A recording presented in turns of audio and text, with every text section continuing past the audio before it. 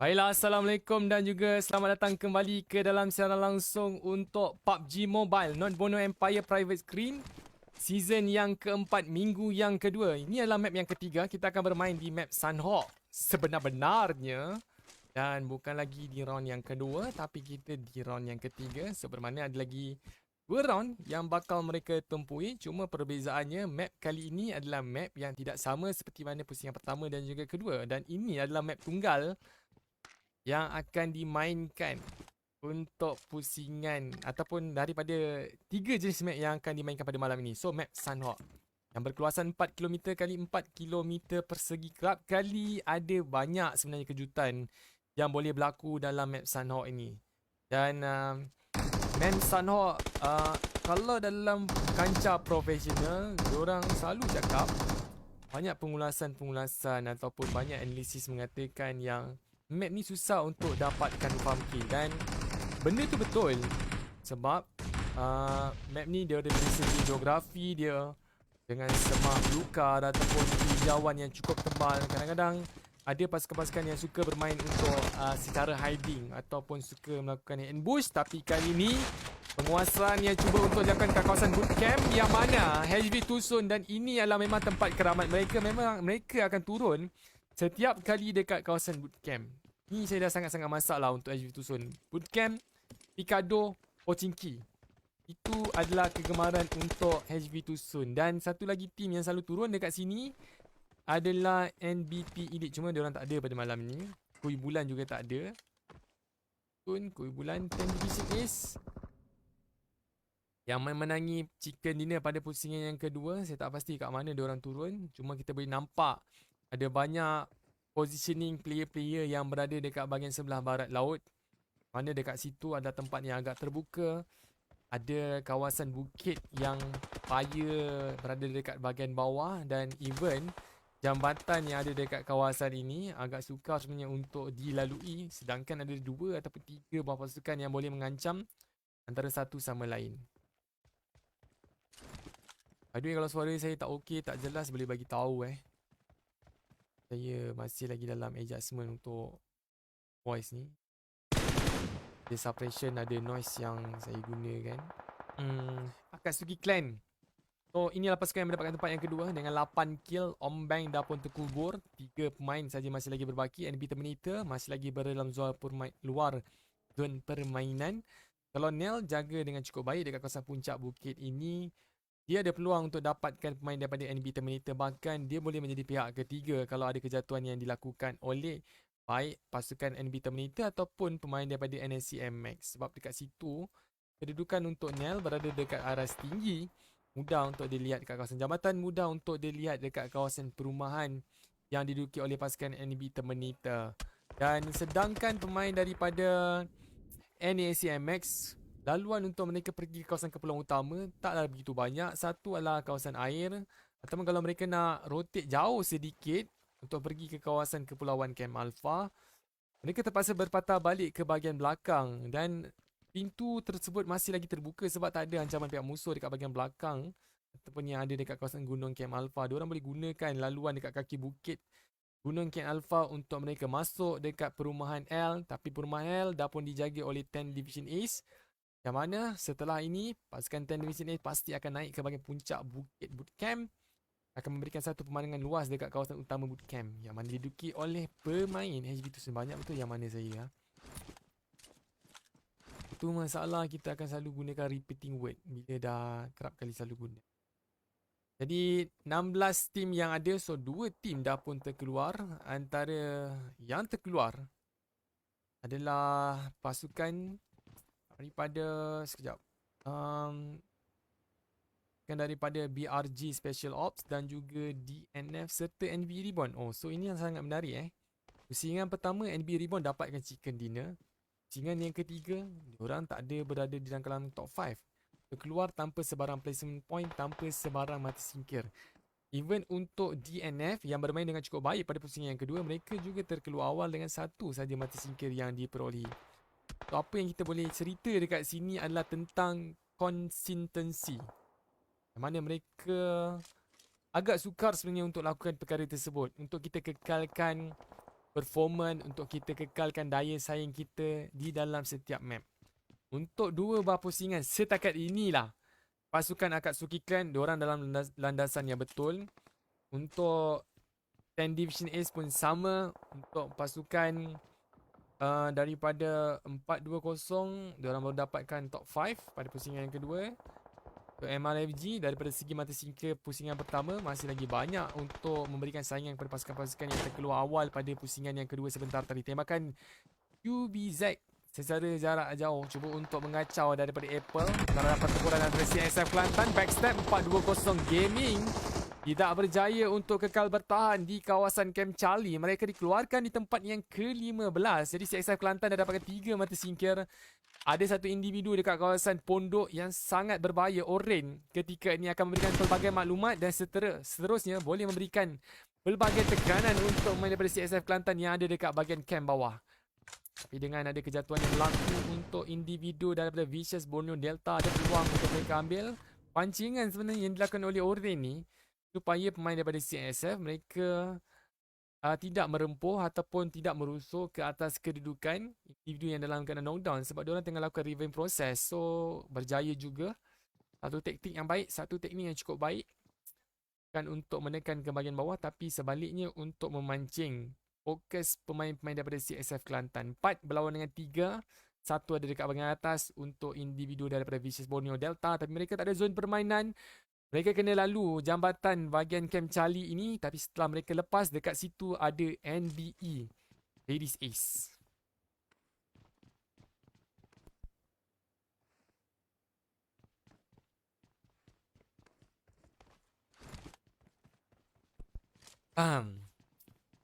So 50 player yang ada, pergulutan masih lagi berlaku dekat laluan masuk Jambatan Hating ke Kepulauan Utama dekat sini.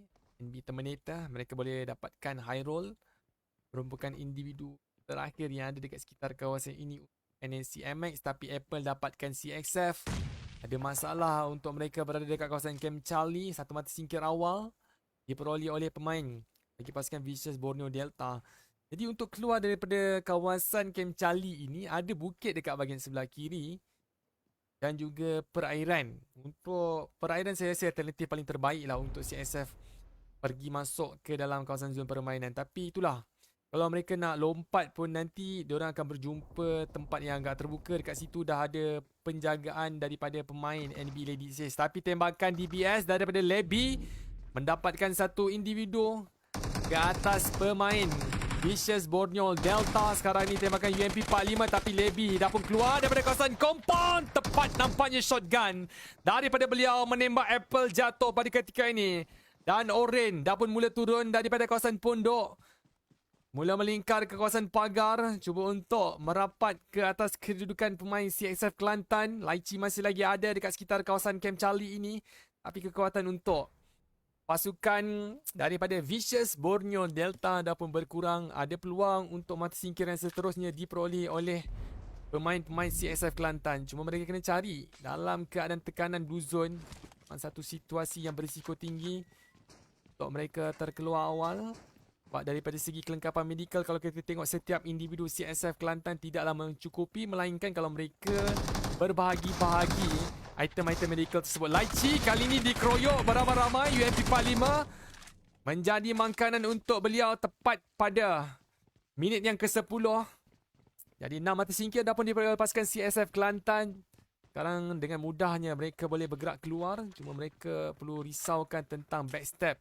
Even though kalau pemain daripada Vicious Borneo Delta menghalang gerakan masuk daripada pemain CSF Kelantan, beliau adalah individu terakhir yang ada dekat kawasan Camp Charlie ini bagi pemain Vicious Borneo Delta. Dan beliau juga kena risaukan tentang kehadiran pemain NBE Ladies Ace yang dah pun berada dekat sekitar kawasan cave. Mana setiap tembakan yang berlaku dekat Camp Charlie boleh didengari daripada sampai kawasan ini. Dan dengan puncak bukit yang ada dekat kawasan cave ni memudahkan untuk penglihatan ke bahagian bawah. So satu individu corak percaturan masuk daripada Vicious Borneo Delta kena berbeza. Tidak boleh bermain seperti satu squad. Dia kena bermain lambat, dia kena dapatkan kompon kecil untuk masuk. Itulah Mat Sanok ni dia memberikan peluang 50-50 kepada semua pasukan untuk terkeluar awal dan juga untuk dapatkan mata singkir dan untuk dapatkan placement point yang lebih tinggi. Itulah map Sunhawk yang saya kenali kalau bermain dalam screen. Dia bukan map barbar. Tak, dulu awal-awal selalu orang cakap, oh ni map barbar, boleh dapatkan kill, boleh dapatkan tu. Tapi bila kita tengok diorang main, apatah lagi bila circle dijarakkan dengan begitu jauh, diorang akan lalu dekat kawasan puncak bukit. Dekat situ ada batu-batu, dekat situ ada pokok, dekat situ ada lekukan permukaan yang mana ada ambush, ada trap yang boleh dipasang untuk memerangkap. Cuma yang perlu dititik beratkan adalah ada ataupun tidak dalam sesebuah line up tu yang mampu untuk membaca laluan masuk daripada pihak yang lain. Bila kita cerita pasal membaca laluan masuk daripada pihak yang lain ataupun pihak musuh yang lain, ini akan terkait tentang laluan kapal terbang satu dan juga circle kedua yang dianjak. Circle pertama dia tak akan memberikan masalah sebab orang akan fokus dalam looting, orang akan fokus untuk dapatkan kedudukan, untuk bertahan sebelum anjakan circle yang kedua. So, turning point ataupun berbezanya sesebuah pasukan dalam map Sunhawk ni bila diorang ada elemen macam tu. Maksudnya awal-awal lagi dah ada orang yang membaca pergerakan daripada tim yang lain. So kalau circle daripada laluan kapal terbang ni, contohlah menyengit ke bahagian sebelah kiri, circle ada dekat bahagian sebelah kanan, diorang dah boleh spot, oh kat sini mungkin ada orang akan masuk. So diorang dah arahkan pemain mereka untuk berada dekat kawasan puncak bukit yang ada, dekat rumah-rumah yang ada untuk diorang lakukan trap. Kali ni dalam keadaan proning, Zaragon menembak M416, dia dapatkan Zomboy. Ada singkir yang bakal diperoleh untuk angka yang kedua, tapi tidak diteruskan tembakan tersebut. Sebaliknya menukar kepada posisi yang lain. Walaupun ada lereng dan bukit, peluang untuk melihat kelibat-kelibat pemain daripada 4G Nuboy daripada kedudukan 10 Divisions cukup jelas dan cerah. Atas singkir yang kedua belum hadir. Pergulatan yang berlaku dekat kawasan atas ni adalah antara HV Tucson dan juga 4GG. Jadi bermakna pihak ketiga adalah 10 Division Ace. Afnan dalam akan terjatuh. Epipew dimasukkan kali ini. Fan Huai dan juga Ken masih lagi dalam keadaan sihat walafiat. Belum lagi ada tumbangan yang berlaku. Dah sukar sebenarnya untuk 10 Division melihat. Mereka juga kena berhati-hati sebab laluan dekat bahagian belakang sedang dihampiri oleh MRFG. Sementara dekat bahagian sebelah utara ada pertemuan antara NB Federation dan juga NB Terminator yang sedang berlangsung. Tapi kali ini 4GG No Boys, Zain merupakan nafas terakhir untuk lakukan revamp proses. HV Tucson dah bermula menggempur dan juga merusukkan. Dalam satu keadaan yang terdedah, ada peluang untuk M762 daripada Zain untuk menumbangkan HV Tucson. Tapi kedengaran shotgun, jump shot dekat atas kepala Zain. Tikaman daripada bahagian belakang Fan Huai. Kerap kali memberikan satu aksi yang menarik untuk NB Private Scream. Kali ini dia melompat atas kepala pihak musuh dan mengeluarkan pasukan 4G Nuboy di tempat yang ke-8. Kita akan beralih kepada pertempuran yang baru antara NB Terminator. Kali ini dia dapatkan 2 mata singkir tapi Yas dalam keadaan knockdown. Masih lagi ada harapan untuk Fiz dan juga Taufik. Sementara 3 individu dah pun mula mengepung kompon ini. Pergerakan masuk dekat bahagian pintu akan mula berlaku tapi Conan ditumbangkan melalui tembakan tingkap. Sementara tadi DBS diberikan kepada Fiz. Jadi ancaman nampaknya NBE Federation keluarkan NB Terminator di tempat yang ke-10. Memberikan placement point untuk NB Terminator sebanyak 1 sahaja. Dan mereka akan bangkitkan Conan. Mereka akan mula menjaga kawasan utara. Sementara MRFG, mereka hambat satu individu daripada 10 Division Ace yang tertinggal dekat bahagian belakang. Sementara 2 lagi dah pun mula masuk dekat bahagian sekitar kawasan Lombong Quarry. Masih lagi ada peluang untuk 10 Division Ace dapatkan placement point yang lebih tinggi. Sebab map Sunhawk kerap kali berlaku situasi pihak ketiga. Dan apatah lagi apabila circle yang ketika ini berpusat dekat kawasan ban, yang mana ada 2 bukit memisahkan kedudukan tengah ban tersebut, memberikan penglihatan yang cukup jelas terhadap kedua-dua arah. Tapi untuk mana-mana tim yang masuk dekat bahagian ban, ia ibaratkan bagai satu perangkap samar sebenarnya. Tempat tu agak open. Di kompound yang paling sedap sekali untuk diduduki adalah dekat bahagian atas, dekat tengah circle ni.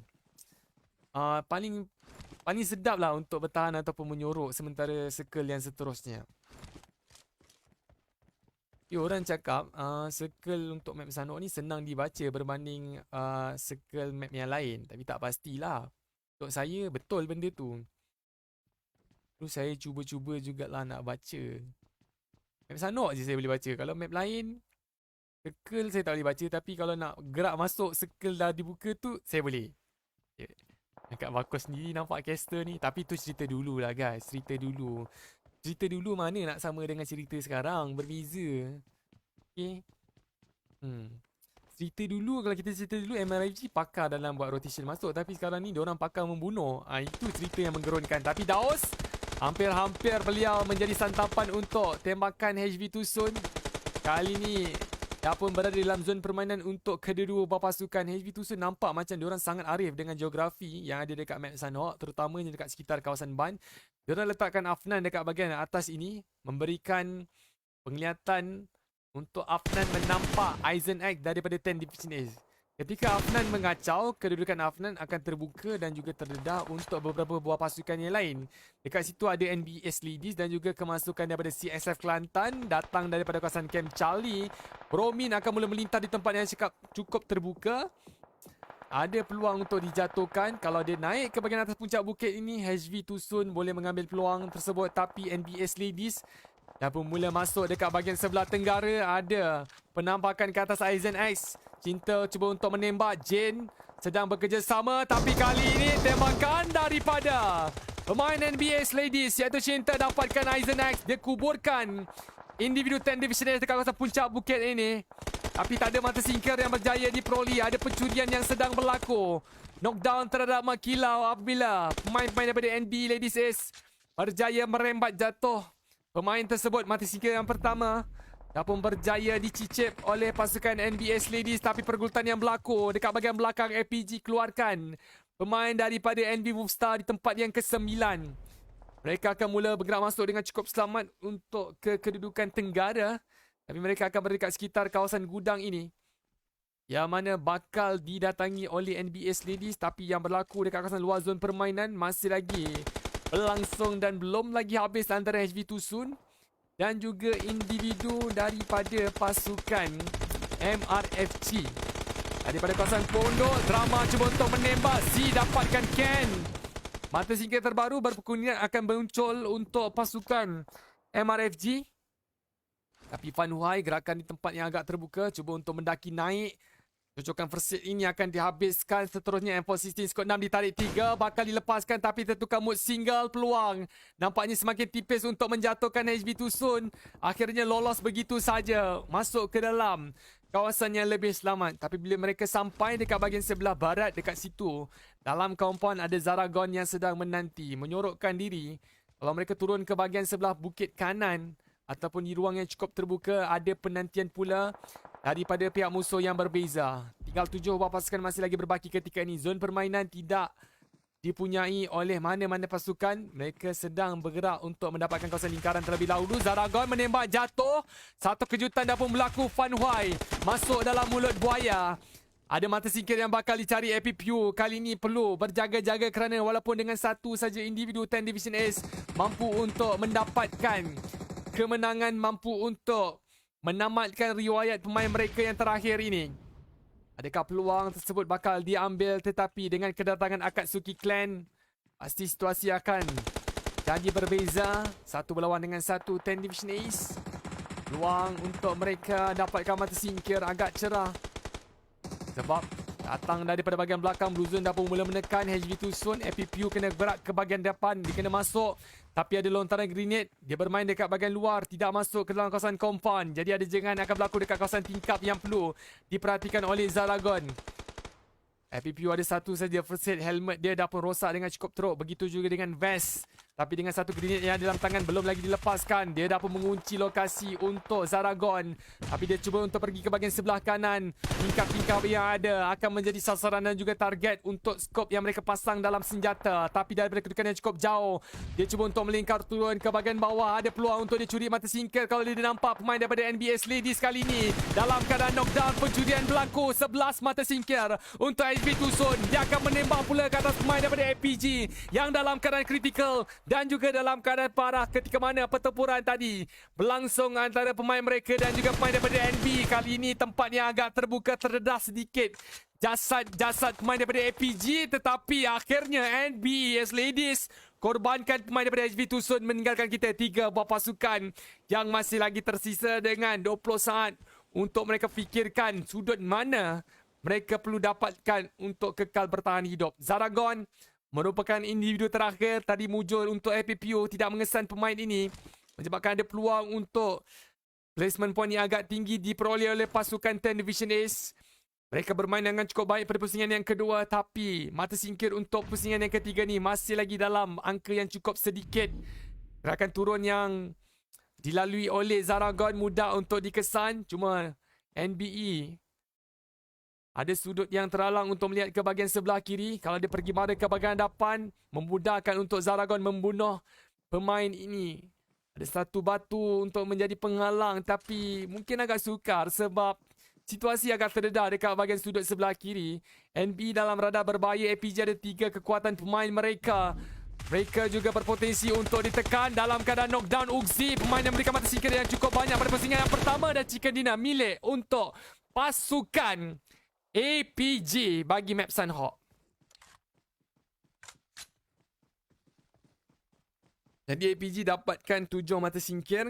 Sementara NBS Ladies dapatkan 6 mata singkir. 10 Division Ace dapatkan 2 mata singkir. HV Tucson 11 mata singkir. Tempat yang keempat NBA First Generation. Mereka comeback daripada kegagalan pada pusingan yang kedua di map Miramar dengan 8 mata singkir. Saya tak nampak lagi NBA Wolfstar punya segitiga piramid yang membenamkan pemain seperti mana season yang ketiga. So tak pasti adakah mereka akan comeback untuk pusingan yang keempat ataupun pusingan yang kelima. MRFG kali ini mereka dapatkan tempat yang ketujuh. Tiada mata singkir yang cukup tinggi. 3 saja kill point untuk mereka peroleh. CSI Kelantan AX Akatsuki Clan 6 mata singkir. Dian menjadi individu yang memberikan sumbangan mata singkir terbanyak untuk pasukan Akatsuki. Ini adalah kali kedua. Sebab pada pusingan yang kedua, dia juga memberikan mata singkir yang cukup banyak untuk Akatsuki Clan sebanyak 5 kill. So, individu yang sangat berbahaya sebenarnya untuk malam ini bagi pasukan Akatsuki Clan. Apapun, kita akan berehat sebentar dan kita akan kembali lagi selepas ini untuk pusingan yang keempat. Terus setia untuk menonton siaran langsung Not Borneo Empire Private Screen season yang keempat minggu yang kedua. Berehat sebentar terlebih dahulu.